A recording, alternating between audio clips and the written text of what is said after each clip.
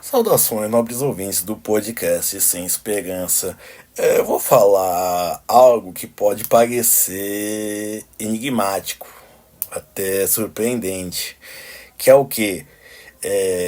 Políticos e funcionários públicos, eles não leem mentes e nem têm bola de cristal, certo? E bom, mas eles podem ditar o futuro. Eles podem ditar porque basicamente o futuro se molda das contingências do presente. Perfeito. Um exemplo disso é o grande doutor Paulo Maluf. Por quê? Porque boa parte das obras públicas dele estão na zona leste de São Paulo. E, bom, ela é hoje, junto com algumas regiões na Zona Sul, o maior alvo de especulação imobiliária, tirando a parte da Zona Oeste e do Centro. Mas vamos lá. É o alvo mais fácil da especulação imobiliária. Perfeito. E por que isso? O Maluf, quando fez, e fez bem feito, ele sabia de uma coisa.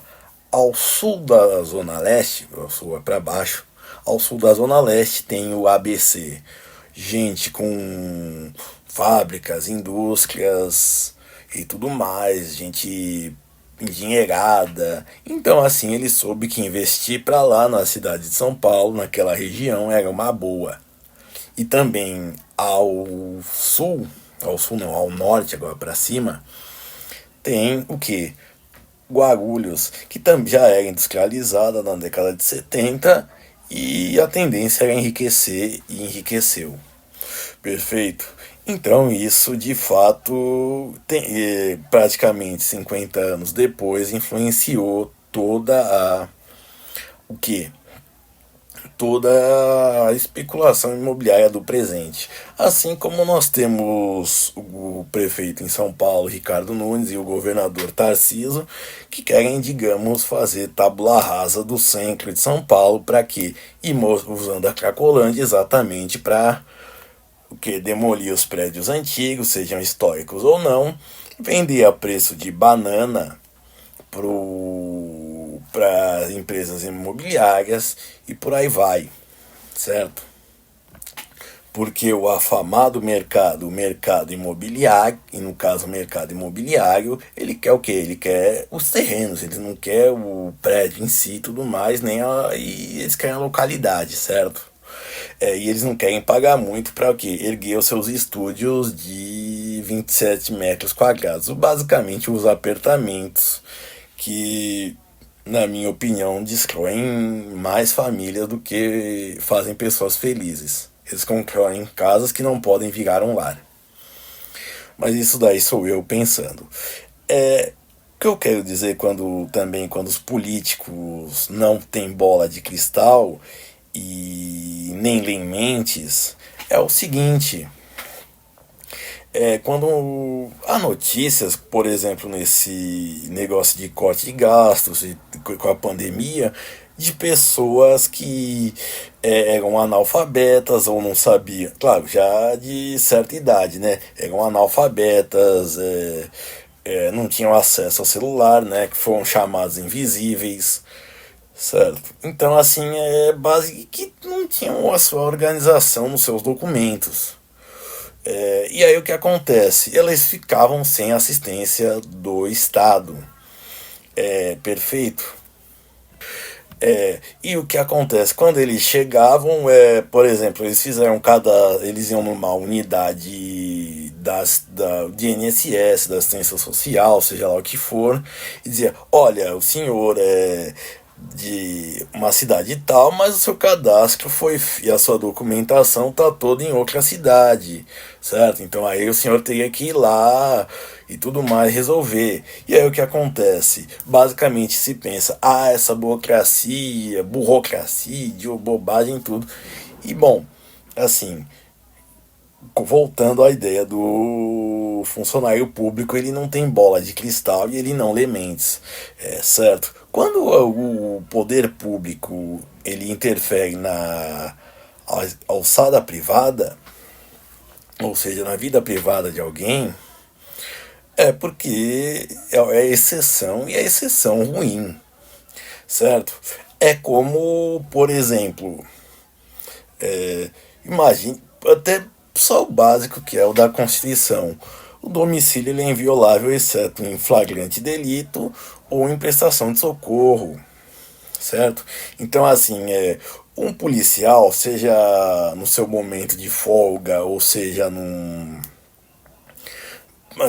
seu momento de trabalho, se ele estiver vendo cometendo um crime dentro de casa ou passando mal, sei lá, você tá comendo no quintal de casa e engasgou e ele viu, ele tem que intervir, mas ele não sabe quando vai acontecer, entendeu?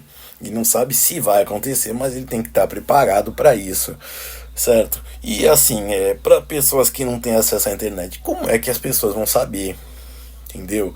É que isso fica, obviamente, uma imagem negativa.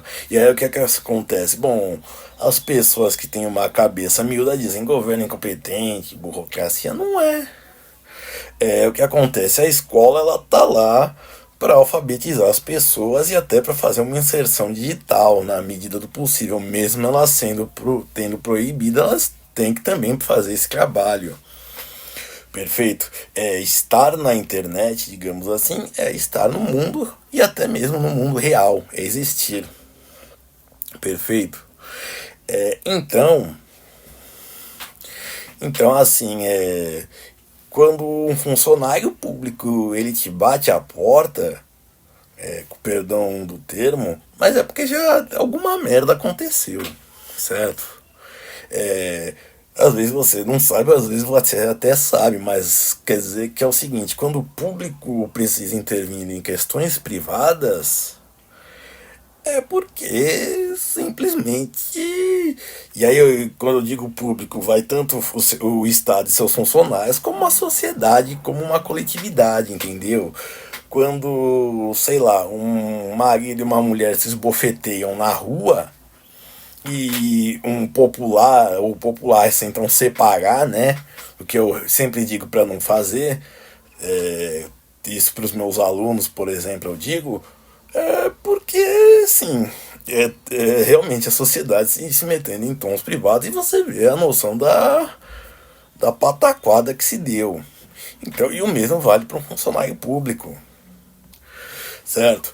E os políticos, eles lidam muito com o presente, com as questões das demandas sociais, por exemplo. Você tem mulheres com o pensamento de serem protegidas, de serem acolhidas, só que também com a mentalidade progressiva de que elas não podem, como se diz, elas não podem sofrer repressões, sofrer violências, né, como se dizem, já que tem vários tipos. E nisso, o que isso acaba terminando? Eles acabam fazendo leis em cima de leis. Praticamente a Lei Maria da Penha tem tantos adendos que é um código civil paralelo, certo? Então você criar classes especiais é bom, basicamente aquilo que eu expliquei sobre aquele capítulo de Kafka, né? Mas basicamente é isso. Você acaba quando você tem uma cidade, tem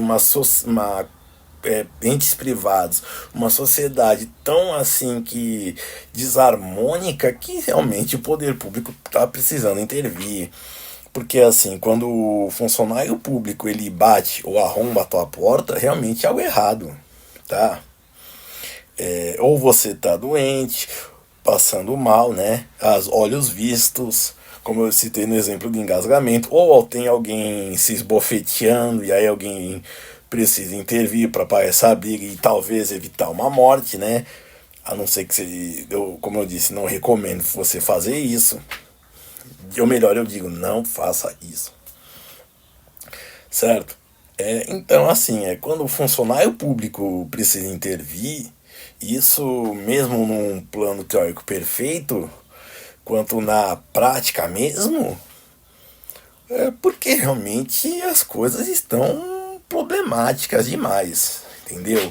É mesmo num país como o Brasil, onde acontece uma tragédia, a gente pergunta o que o governo pode fazer. Então o que acontece? Eles estão fazendo, os políticos estão criando leis, estão criando direitos. Quando é, digamos assim, um direito que não onera o Estado, ele está quase garantido. É mais fácil de garantir. Já quando ele onera o Estado, aí fica o erário, né? Aí já fica mais difícil.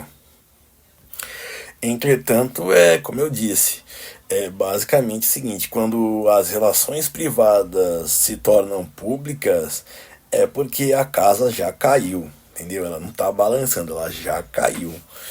E os políticos, eles não preveem, eles podem apontar tendências para o futuro, mas eles não têm como prever o futuro e nem ler mentes, certo? Para responder tanto socialmente quanto atender de verdade o que acontece. Se você for ver as práticas jurídicas, principalmente no Brasil, elas vêm uma pós-venção, certo? Elas não têm um caráter preventivo. O que aconteceu por exemplo, foi aprovada a lei do feminicídio que levou para a pena máxima, né, os 40 anos. Se você cometer um feminicídio, que o tempo máximo de reclusão no Brasil agora é 40 anos, para quem não sabe, certo? E, bom, vai evitar alguma morte por causa disso? Não, porém, se caso aconteça, a pessoa que cometeu o caso pega, vai ficar até 40 anos na prisão, entendeu? Não vai salvar nenhuma mulher, só vai fazer com que os homens, os feminicidas, na verdade, porque não tem só homens, talvez, se eles estiverem pensando num crime, digamos, premeditado, eles ajam para evitar isso e se livrar da fêmea, né? Os premeditadores. Já se for um crime passional, aí realmente não salva ninguém. Não salva nem o cara de ir preso e nem a mulher de ser vítima. Entendeu? Então é como eu disse. E também vale o mesmo, vale aí, já que a gente tá falando em seja, e como eu não sou bom de conclusões finais, né? Até mesmo o caso do que a justiça faz com coisas como pensão socioafetiva, e por aí vai. Basicamente eles estão tornando, agindo o quê? De modo atuarial, ou seja, por exemplo, esse filho não é seu, deu, mas você deu algum afeto para ele, então talvez ele seja merecedor de parte dos seus valores.